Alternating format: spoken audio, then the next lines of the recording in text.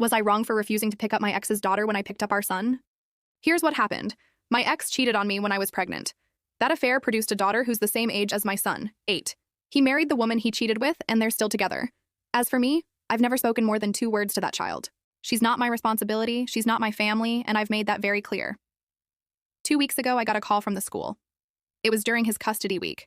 They told me nobody had come to get my son and asked if I could pick him up. Of course, I dropped everything and rushed over. When I got there, I saw my boy waiting with a teacher, and right beside him was his half-sister. The teacher smiled with relief and said, "Oh, thank goodness you're on the pickup list for both of them. Can you take them home?" I blinked. "Both of them? No. I'll take my son, but I have nothing to do with her." The teacher frowned. "But you're listed as an emergency contact." That's when I realized the truth. My ex and his wife had added me to their daughter's emergency list without telling me.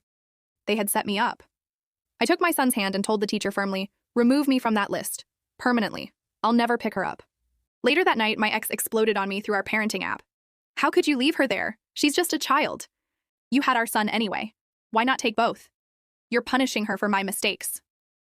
I snapped back. "She's not my child. You don't get to use me as your safety net. Don't ever put my name down without asking me again." Then came the twist.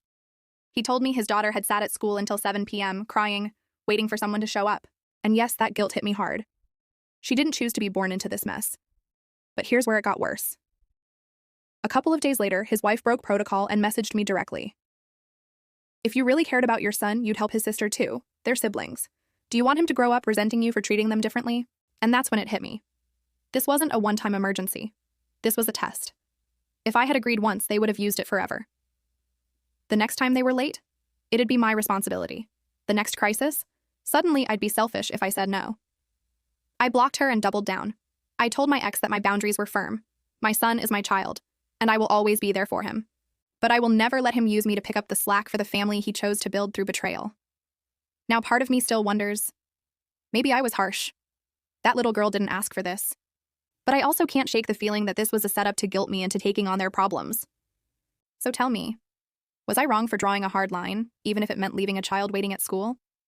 Or was I right to refuse being manipulated into a role that was never mine? Follow and comment your thoughts.